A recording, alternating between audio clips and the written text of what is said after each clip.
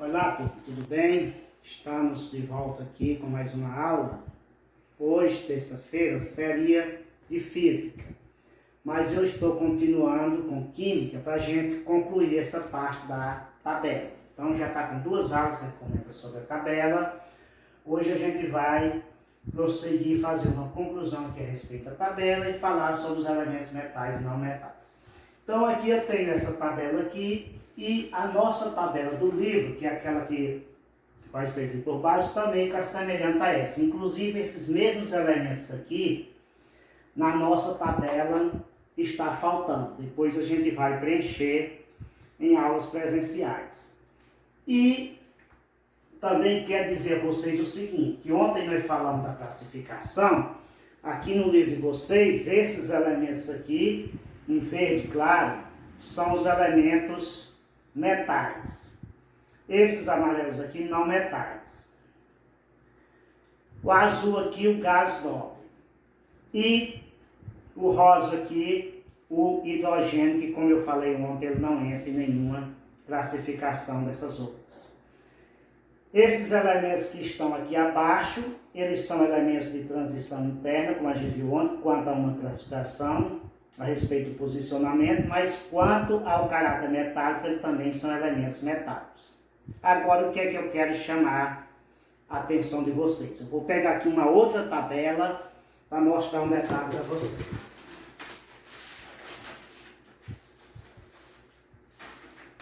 Está aqui.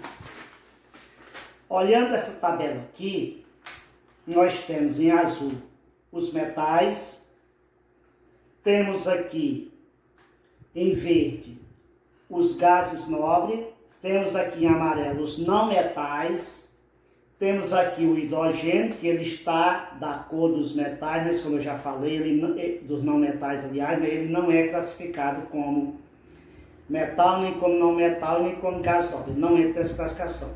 E nós temos esses elementos aqui, dividindo os metais dos não metais. Esses elementos aqui são chamados de não metais. O próprio livro nosso, apesar da tabela não mostrar ele, mas ele faz referência, né, a esses elementos. Então está aqui. Na página 52, a gente faz referência aos elementos semimetais, como eu mostrei na tabela anterior. Por que que hoje as tabelas atualizadas não trazem mais os elementos? Porque eles não são mais obrigados a ser mostrados, porque não são mais classificados como semimetais, eles estão classificados como metais. Então o próprio livro nosso diz o seguinte: no lado direito da tabela periódica ficam os não metais, que é esse lado aqui, ficam os elementos não metais.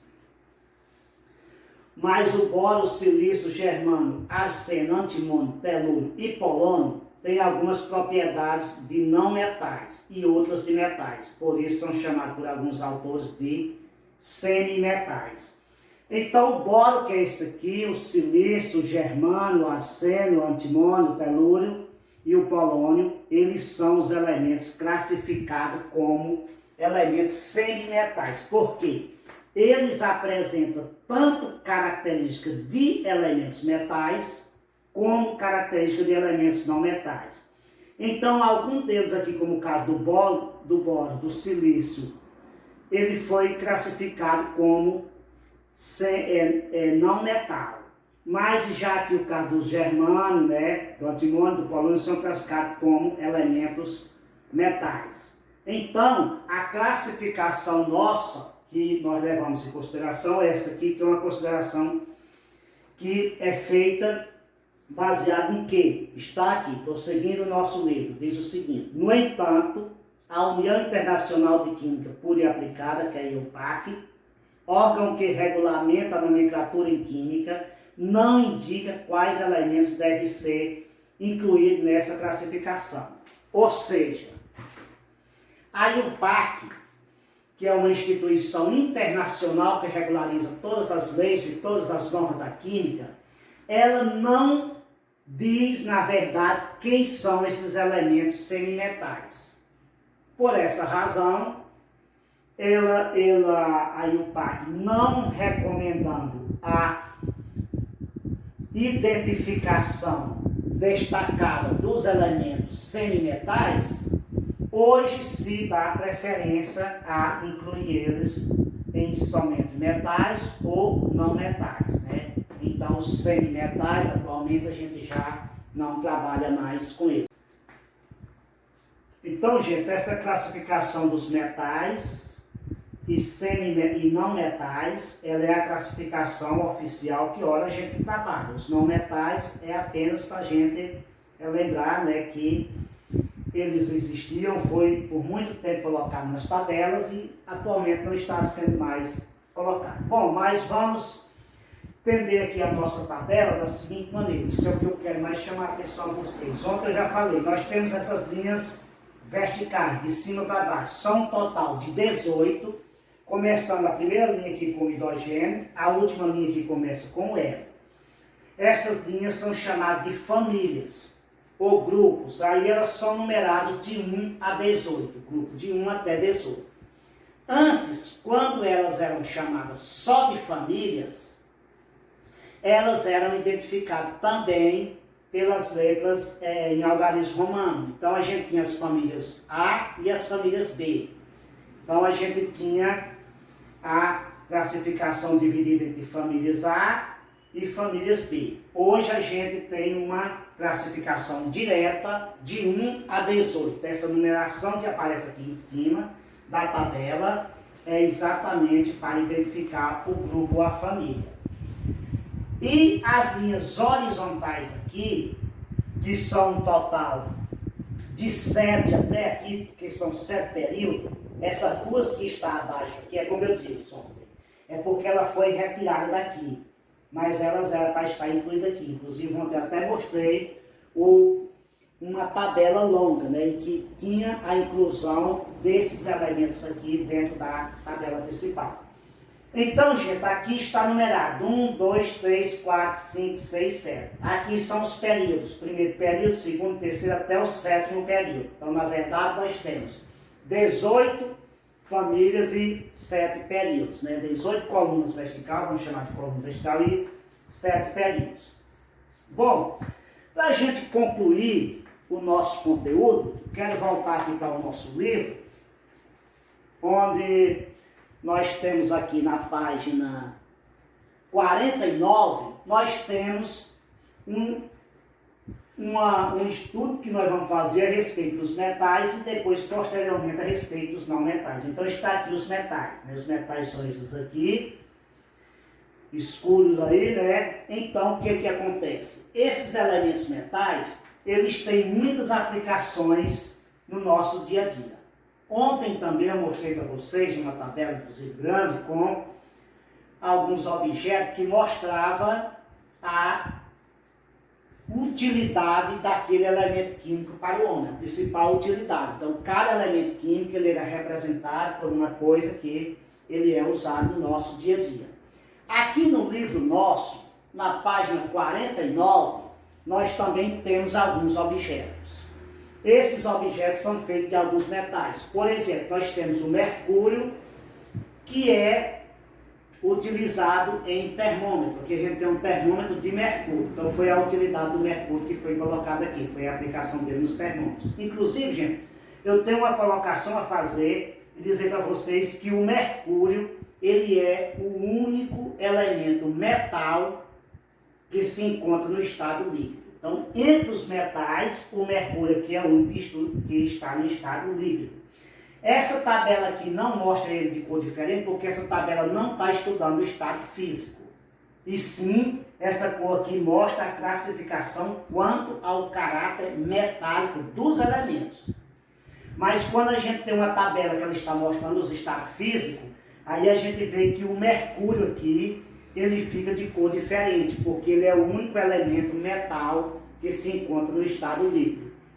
Os outros são no estado sólido. E também nós temos, já que eu falei isso, além do mercúrio, nós temos o astato, que o astato está aqui. Ele é um elemento não metal e também é líquido. Então esses elementos aí são aliás, desculpe, o bromo, né? Gastato não, o bromo. Então o bromo, ele juntamente com o mercúrio são os dois únicos elementos líquidos que nós temos na natureza, sendo que um é não metal e o outro é metal. Bom, aí nós temos mais aqui mostrando as latinhas de alumínio, essa latinha que vem com refrigerante, né? Com cerveja, né? Então ela é constituída de alumínio. Nós temos aqui alguns metais aqui como fibras, né? Como fios, que no caso é o cobre, que é utilizado nas instalações elétricas, né? Todos esses fios de instalações elétricas, eles são de cobre, né? E aqui abaixo a gente tem mostrando alguns outros elementos aqui. A gente tem o lítio, tem o sódio e tem o potássio, né? Mostrando aqui abaixo. Então, quando vocês forem estudar, vocês observem bem esses detalhes. Depois, só para a gente concluir aqui, nós temos na página 52 os não metais. Onde fala dos não metais é exatamente onde vai falar aqui um pouco que eu já comentei para vocês, já li na íntegra no livro de vocês, a respeito dos não metais, né?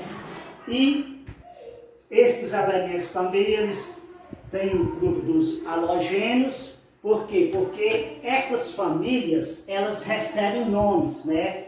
Principalmente os representativos, como eu disse para vocês ontem.